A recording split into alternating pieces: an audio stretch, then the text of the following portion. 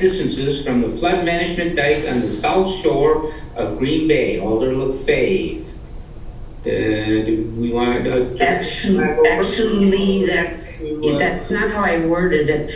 It's, I don't have the agenda in front. I think the next one is the not having stuff on the top, right? Okay, I think I got it. Okay, for this one, no. This is people themselves have their houses that they have a certain amount that they can go back towards the dike if they put an addition on or a deck. It goes back to, I think it was the late 70s, early 80s. There was a problem. Somebody built a house on Lakeside, and he built it really close to the dike, which caused the next person, he blocked her complete view to the west. Okay, so this became a big issue. So what happened at that time, the District 6 was divided by dams. There were 2 alders for East Shore Drive, all along East Shore Drive. Because that was on the west side of dams, that alder, and that's where I live too. We contacted the alder and want to know if something could be done so that more people don't build way back and actually take away people's view. Okay, there's sunsets and different things. So from Dan's East Shore Drive, East Shore Circle where I am, we got together, had a big meeting, and because everybody, there were houses, some that were, they're not all, all in line. So we went by block, you would say, the 1700s. We got together and we decided how far back do you think we would allow someone to build. And in the 1700s, the first house, of course, that you bought by the park was way back, and Baba's former residence was back further. They would have been out. So we didn't want anybody going even further than that. So we set where we thought the line should be. So if I wanted to put an addition on, I would have so far back that I could go towards the dike, north, okay? So we're talking about our backyards in the back of the houses. Well, on the other side, east of Dan's, they never had that. And we had an issue come up on North Dan's, right, that big apartment building. He put a cement slab in, and they never really got a permit. They put the slab in, the owners, and they were going to put a gazebo up. Well, some other neighbors called me. They were concerned because this gazebo was going to be big and was going to block their view. Well, there is no setback for building things behind their houses and different things. So I had mentioned to him that we have this regulation for our area basis. So they would like to have it, to continue it all the way down from Dan's east. And they would also have to have a meeting, and they would have to decide, kind of like we did, because everybody's houses are different, how they have them, where they are on the property. They'd have to decide block by block, like we did, how far somebody can put an addition on so that they don't end up blocking. And also would be probably for building. So what is it you want done? I mean, what's... So we probably have to have a meeting with all the neighbors east of Dan's, have a big meeting where the residents would make the decision in each block. They'd have to decide how far back they want somebody to be able to build in the back of their house. And it included decks too, I guess, in it. So for staff to have this meeting to establish these, and then it would be right, and then it becomes official. so that when somebody goes to apply to put this addition on, or even to build if they're out of that range, that they cannot. Right. Okay, Director Grenier? Well, our recommendation, again, is going to be a refer to staff, but primarily because this is a private property issue. What I'd like to do is have the ability to confer with Community and Economic Development. I believe this is more a planning or a zoning issue.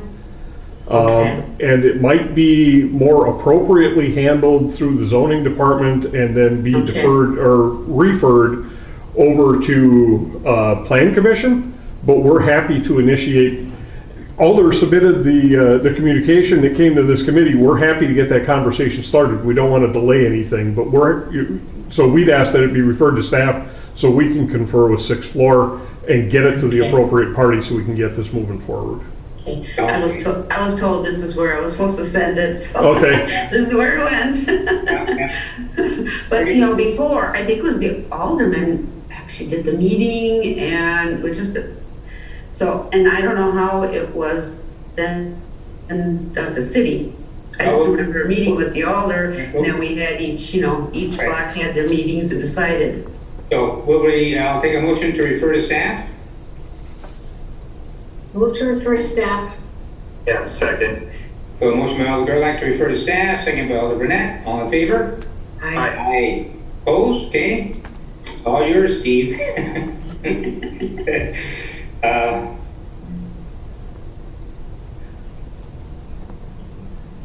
We're ready. Ready for item number 2. Consideration with possible action on the request. Oh, no, I'm sorry, we did 2. 3. In scroll. Oh, weary back. Possible action on request to create an ordinance prohibiting residents from constructing permanent structures or amenities on top of or through the flood management dike on the south shore of Green Bay. Alder LaFave. Yeah, there was a little bit some issues. Well, over the years, there's been issues. I know in Abertown, he built a great big deck up on the dike, and others have done that. They planted trees, and this becomes a big issue when they want to come in and maintain the dike. When the dike was put in, the agreement was the DNR told us there was to be nothing on the dike, and there weren't even supposed to be docks. But see, then I don't know. Well, you could have something maybe that you could remove, but it could not. Nothing permanent could be on that dike. And this got lost over the years because that was in 1973. And people have called in the city and nobody really knew about this. And they say, yeah, I guess you could put something up there, whatever. So this happened over the years. And so then it causes some problems when they want to come through and maintain. I think there needs to be something written because I've had some people say, well, we didn't even know that that the city had an easement to come up there. That's our property. I says, no, the city has a right to come in to maintain whenever they need to come in and maintain it. So there's a lot of things that lost over the years that people don't know about. And so it has to be something official in the city. I think that with this, they cannot put anything permanent on there so that we don't have this problem with people doing this. Yeah, okay, Alder Grenier. Okay, well, understanding what the intent of the communication is very helpful. What we were looking at doing, obviously last year and this year we want to concentrate our efforts on getting the dike back to a status quo. So we're back at 103. And once we're back at 103 and we've got all the restoration work completed, then our intent is to go out probably either at the end of this year or at the beginning of next year and photo document any private amenities that appear to be encroaching on the dike. And we will enter into revocable occupancy permits with anyone who has an amenity that they would like to. So even if you're going to have, because it's our easement, even if you want to put a picnic table or a fire pit up there, we would like to enter into a revocable occupancy permit And that revocable occupancy permit indicates that you're not supposed to have anything permanent. If there's anything permanent and we have to come through to do maintenance and we destroy it, that's your loss. City has no obligation financially to do anything about that, and that you cannot impact or reduce the height. So no trees, nothing that would harm or damage the structural integrity of the dike. So that's what our intent is. Yeah, because I think, I'm sorry, because I believe that there's something in a way officially in the city. So, see, when somebody buys a house out here, or they build, I've had people say, well, I didn't know this. Well, I think if in the documents that come from the title company, there's probably the agreement with the original property owners going back to the 70s. But most people, when you're signing all those papers at closing, most people aren't looking at everything in there unless it's an encumbrance on the property that a mortgage company would get upset about.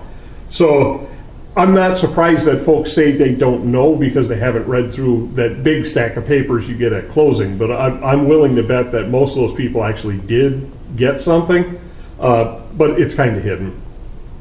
Okay. So yeah, we want to be a little bit more proactive in letting people know that. Okay. Alder Gerlach?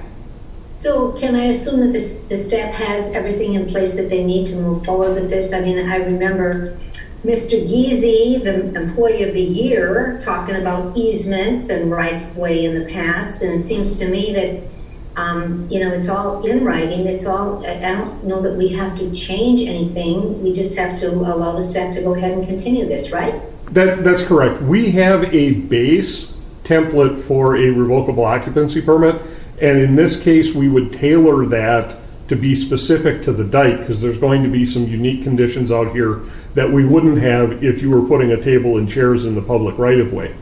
But the process is the same. It doesn't change.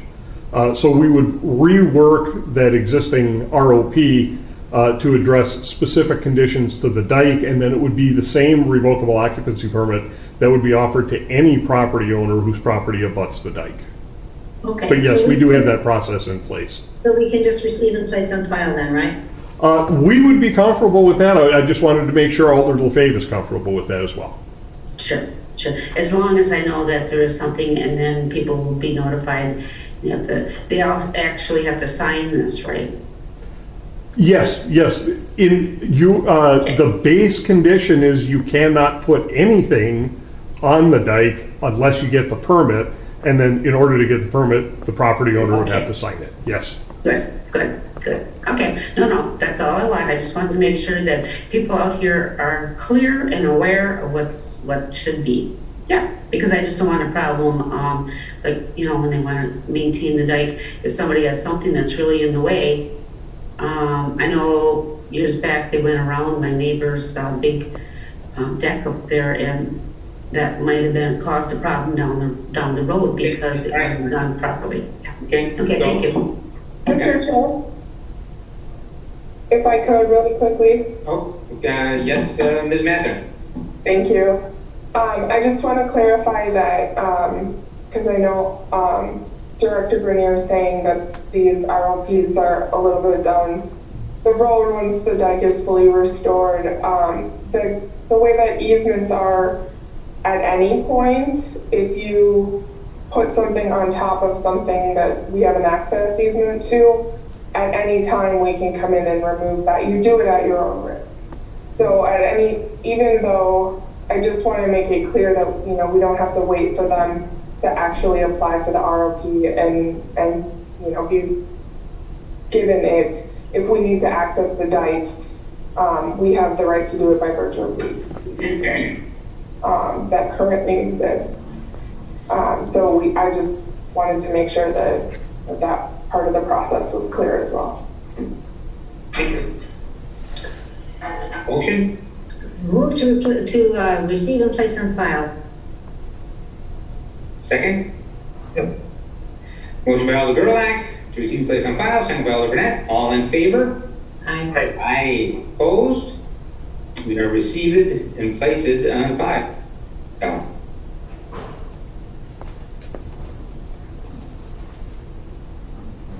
We're ready. Item number 4, consideration with possible action on request by Department of Public Works to award a contract for topographic surveying services, resurfacing program, and traffic signals to Ayers Associates, Inc. in the amount of $69,912 and of course 50 cents. Staff? Okay, there is we've been working forward trying to continue to maintain a current level of service relative to the number of streets we are resurfacing and reconstructing. And with that increase that we're currently, with the base level of service we're currently at, what we're finding is that we don't have enough survey time during the course of the summer to do both the construction staking on projects that are currently being constructed, as well as pick up the base survey information for future year projects so we can start our design. As a result, some of our design services are falling behind. We definitely don't want to fall behind because that means we bid later in the year. If we bid later in the year, other municipalities have already let their bids. Contractors have secured their forces working in other communities, and we pay a higher cost as a result of that. So in order to supplement our forces, what we're looking to do is to consult out to local surveying firms who can supplement our staff. We put out a request for proposals, received them back. This is a professional services, so it's not a bid situation. It is a professional services contract evaluation. Staff has reviewed those proposals and has selected Ayers Associates as the qualified firm they would like to contract with. The price for this year's surveying is $69,912.50, which is above the authorization level of the department head, so we're bringing this for review and approval by the committee. Any questions or comments from anyone? The company does have a certain air about it. Alder Gerlach? I'd just like to say you're worse when Alder Weary isn't here. So this is money that's budgeted and you just have to ask for authorization. There's not anything. So this is good, right, Alder Brunette? Okay, good, thanks. I'll take a motion. Move to approve. Second. Motion Gerlach, all in favor? Aye. Opposed? Passes unanimously. We're ready. Item number 5, consideration with possible action on a resolution releasing access easement on the alley from Main Street to 5th Street east of Clay Street. Staff? So with your permission, I'm going to share the screen very briefly. On the south side of Main Street, just east of Clay, by way of comparison, this is the Mednicow building, and this is Mako Financial Services. So there's kind of an empty parking lot area here.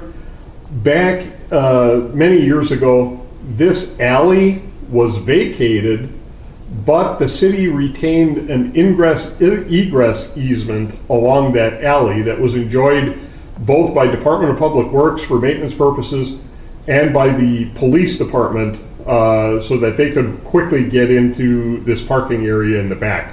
There were also some different owners of these properties at that time, and that helped foster an ingress-egress easement to allow cross-access between the different properties and different property owners.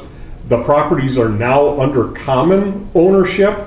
We have consulted with our internal staff and with other departments to find out whether or not there would be anyone within the city who would have reason to continue holding on to that easement, and no other departments have indicated a desire to retain that easement. Department of Public Works is fine with surrendering that easement.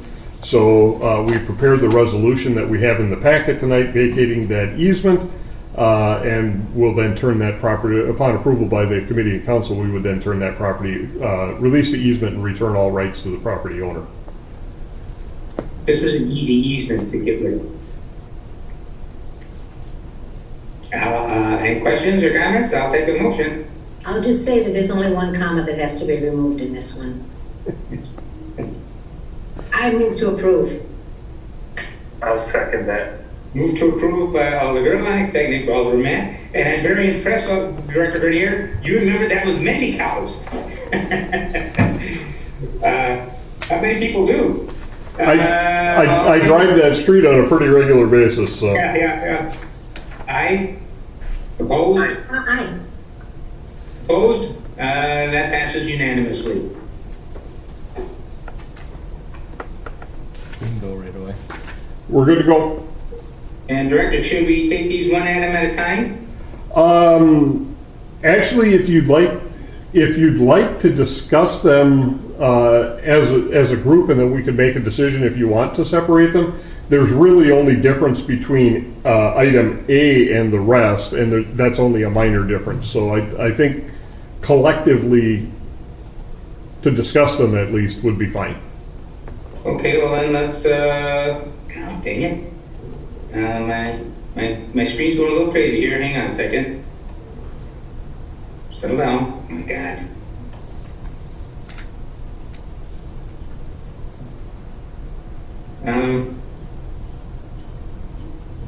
Item 6, consideration of possible action on the report of the procurement manager. A, purchase of used front end loader and grapple bucket from Airing Equipment Company for the sum of $170,000 and $170,927.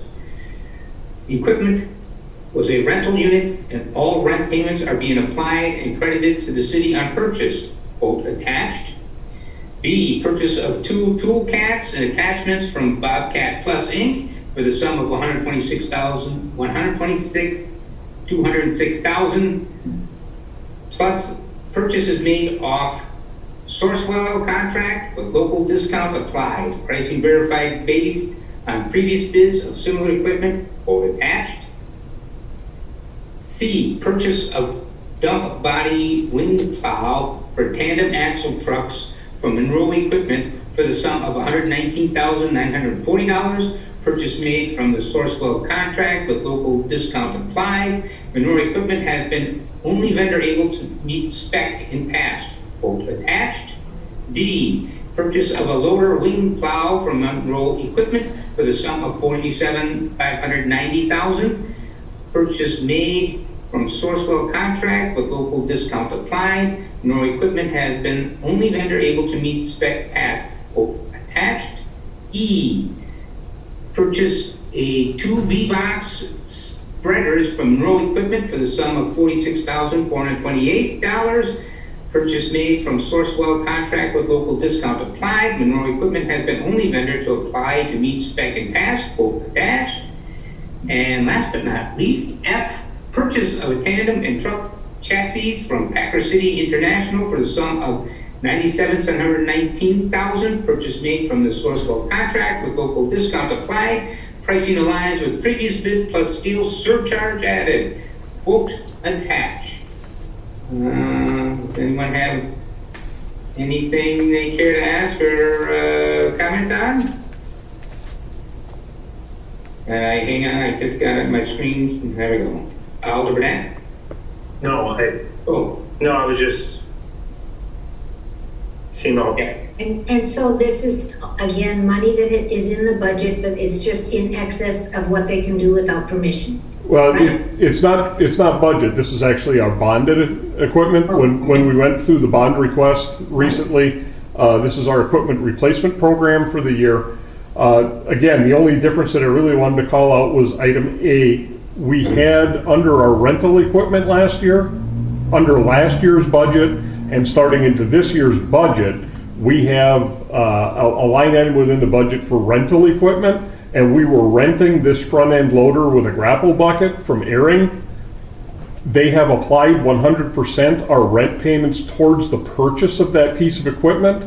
So we're able to get it cheaper than what we would get on the going out for low bid contract to buy a new piece of equipment. So that's always, anytime that we can rent to own, and the company provides 100% application of the rental fees back towards the purchase price, that's always a good thing for the city.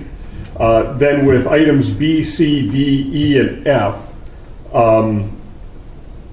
the procurement manager, Calvin Winters, has been doing a phenomenal job of looking for ways to leverage other buying sources and obtain better quotes for purchase of equipment and services. And one of the things that he's been able to utilize is going off a Sourcewell. And Sourcewell, if you want to think of it as either a buying consortium or like a government services contract where many municipalities bid out various pieces of equipment and vendors provide pricing on it to leverage many communities buying power together rather than going out one at a time for pieces of equipment. It really is a fantastic program where we get some great pricing based off of that. So not only does Sourcewell typically provide us with better pricing than going out on the open market for bids, but then you'll see on each of these there's a local discount applied as well.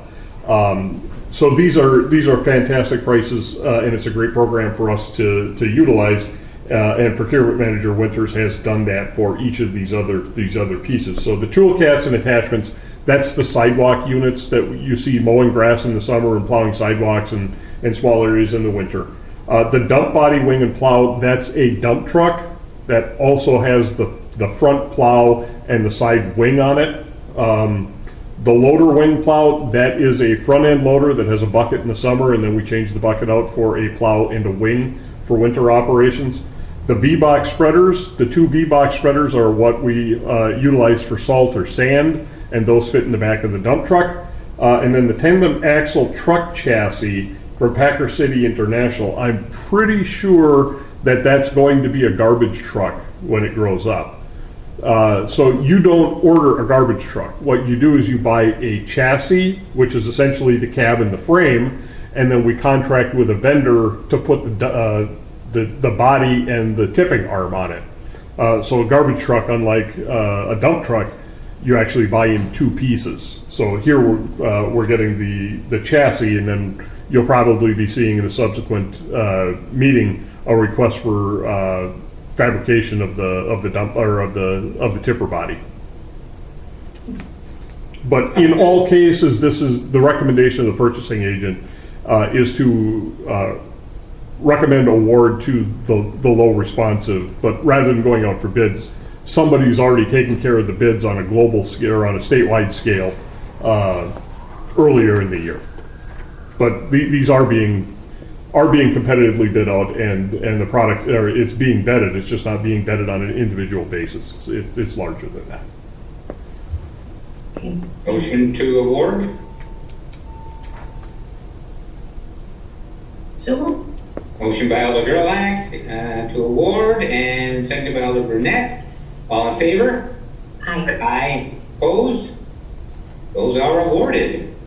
And when we report this out for the council report, we will report out each to Airing Equipment Company in the sum of $179.27. Item by item, we'll report them out. It just won't be a recommendation to award. Yeah. And we are ready for 7. Item number 7, consideration of possible action on the review and award of the contract Parks 2-21 pedestrian bridge over Bear Creek. That seems so familiar. And this somewhere. This is indeed the bridge that was referred to by Director Ditchite in our previous meeting. So we did receive 3 bids. Millbach Construction Services was deemed to be a non-responsive bid, so they were discounted. The 2 remaining bids came in at Michaels Corporation, $309,161, and Advanced Construction in the amount of $361,565. Recommendation is to award to Michaels Corporation in the amount of $309,161, and that has been concurred by the Parks Department. Any further discussion on this? That's the Barrett's Creek, right? Yes. Yep. That's the motion you wanted to, I want to be consistent. I'm not gonna make a motion, but great. I'll vote on it. I will move to approve. Move to approve, I'll second it, and we all understand why Alder Burnett's voting the way he is, so that's perfectly fine. All in favor? Aye. Aye. Opposed? No. So that passes 2-1 with Alder Burnett in dissent.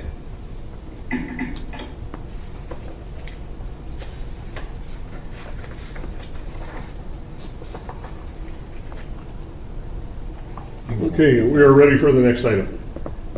8, report the award of the following contracts. A, sewers 3-21, North Dan's Avenue Storm Sewer. B, sewers 4 through 21, mini sewers. So again, at our last meeting, we had requested approval authority from the Common Council, from the Committee of Common Council, because we were not meeting in the month of July and we had contracts that needed to be bid out and awarded so we could get them done this year. These are 2 of those contracts. The first is sewers 3-21, which is the storm sewer improvements on North Dan's Avenue. Included in your packet are summary tables for the bids received on both projects. 4 bidders on North Dan's Avenue. Low responsive bidder was Peters Concrete in the amount of $366,515.50, so staff has already made that contract award. Similarly, we received bids for our annual mini sewer contract. We received bids from 5 contractors. Dorner Incorporated was the low responsive bidder in the amount of $393,719.20. So that contract has also been awarded. So we're simply reporting those numbers out to you at this time. Motion to receive and place on file. So moved. Second. Motion by Alder Burnett, second by Alder Gerlach. All in favor? Aye. Aye. Opposed? That passes unanimously. And we are ready. Item number 9. Consideration of possible action on request by Speedy Clean Inc. to enter into an annual hold harmless agreement for access to the City of Green Bay sewer system to conduct inspection of the sewer mains and laterals. We enjoy a couple of these master agreements with a few contractors that operate here in town. Predominantly, they work for other utilities. So what they're doing is they're gaining access to our sanitary sewer. More often than not, it's our sanitary sewer that they want to get into, and then they run a remote up the lateral, and they are able to locate both in the XY coordinates, but also the depth of that lateral, so that if a company is boring in the terrace, they don't cross bore through a sanitary lateral. Again, we've got a couple of these that we utilize with contractors already. I believe in speaking with the utility manager, Matt Heckenleibel, he said that Speedy Clean had a master agreement at one time. It had expired. They've now come back requesting to re-enter into a master agreement with us. And what we typically do is we'll enter into a master agreement and then we issue amendments to that on an annual basis as long as the contractor remains in good standing. It works out good for the city because it's another set of eyes getting into our sanitary sewer in parts of the city where we may or may not be televising that year. So it provides, and if they notice anything that's out of the ordinary as far as blockages or things that could result in an adverse operation of our sanitary system, they immediately contact us and give us the ability to go out and investigate that before it becomes a backup situation. So there is mutual benefit out there. Not only are our residents not getting their laterals cross-bored, but we get an extra set of eyes inside of our sewers. So it's a good contractor. We would recommend approval of this. I think we should do so speedily. And Approve. Second. motion approved by Alder Gerlach, second by Alder Burnett. Not quite as speedily as I was hoping. Aye. All in favor? Aye. Opposed? Okay, that has been approved. And we are good. Item 10, report of actions taken by Department of Public Works. A, granting of licenses. 1, sidewalk builder. A, Custom Concrete and Hardscapes LLC. B, James J. Calms and Sons Inc. and Son Inc. C, Titletown Construction LLC. 2, Tree and Bush Trimmer. A, W Tree Service. 3, Underground Sprinkler System. A, New Irrigation LLC. DBA, Conserva Irrigation. So again, these are routine licenses that staff has awarded at a staff level. We're reporting those actions out to the committee in case there are any questions, concerns. Any questions or concerns? Move to receive and place on file. Okay. Motion by Alder Gerlach, second by Alder Burnett. All in favor? Aye. Aye. Opposed? Passes unanimously.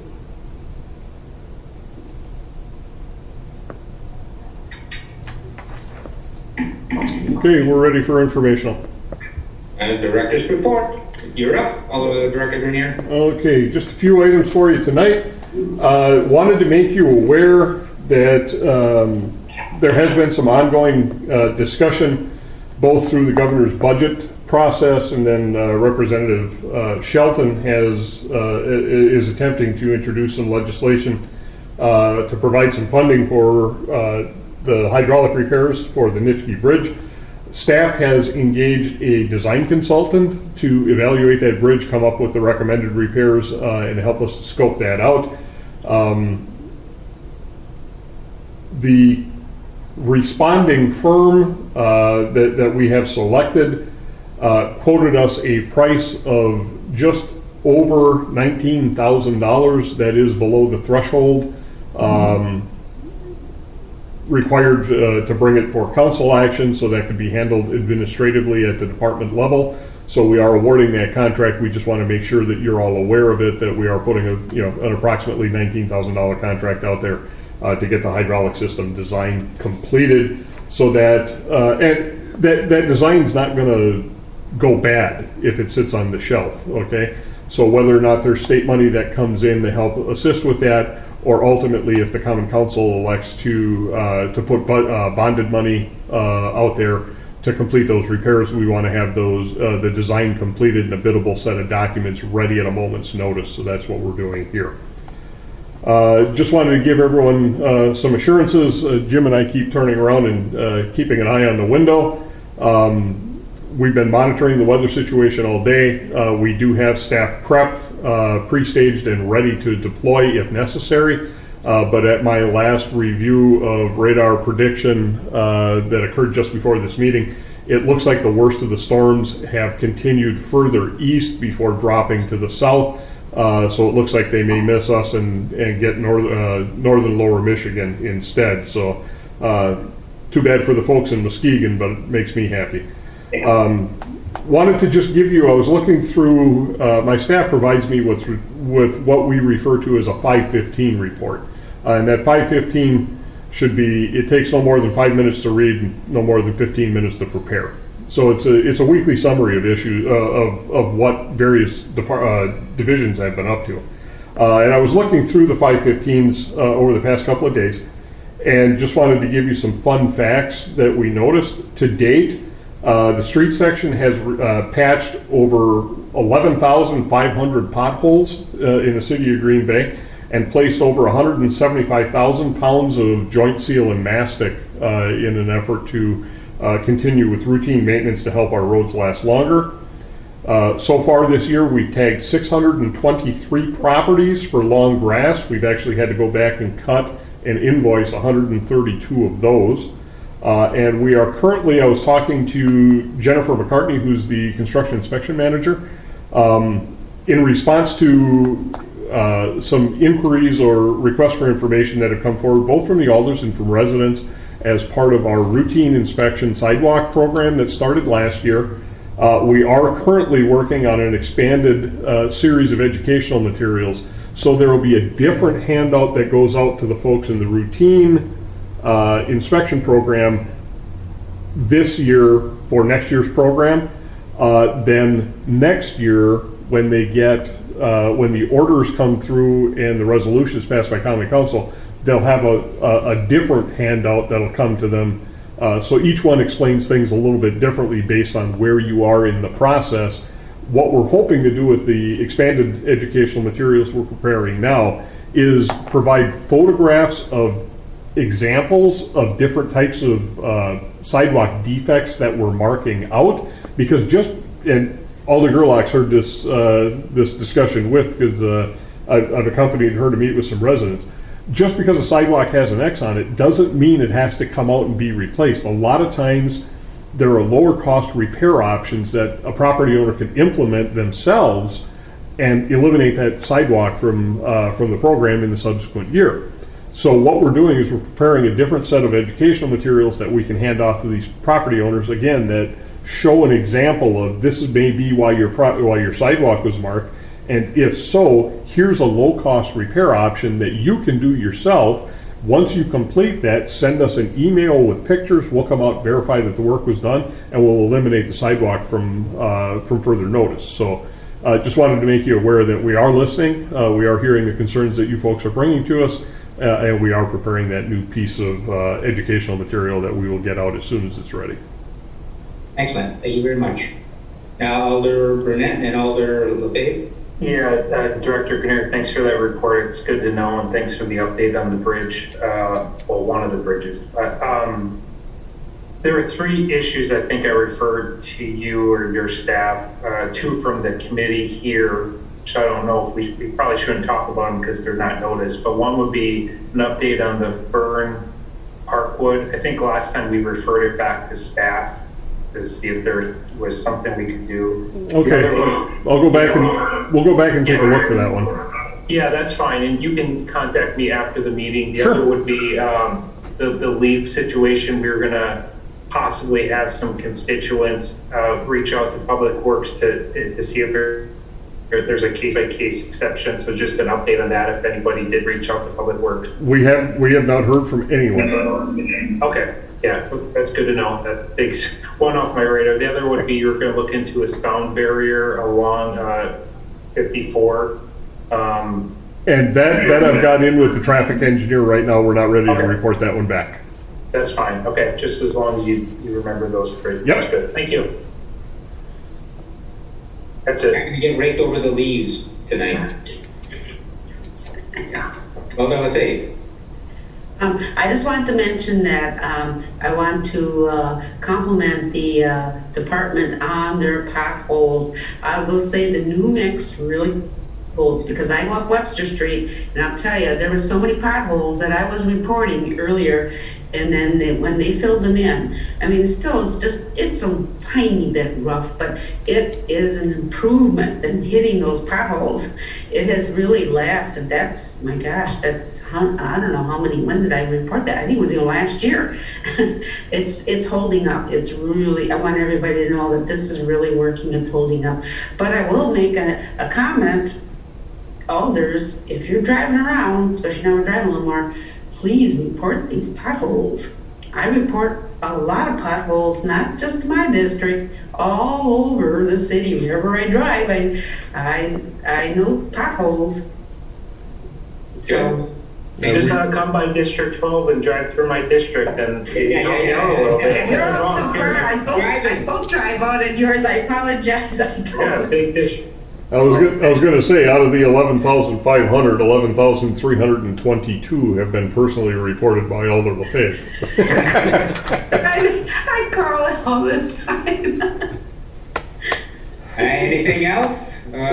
Take a motion. No. Everything's fine. Everything's good. Okay, I move to receive the director's report and place it on file. I'll second. Motion by Alder Gerlach, seconded by Alder Burnett. All in favor? Aye. Aye.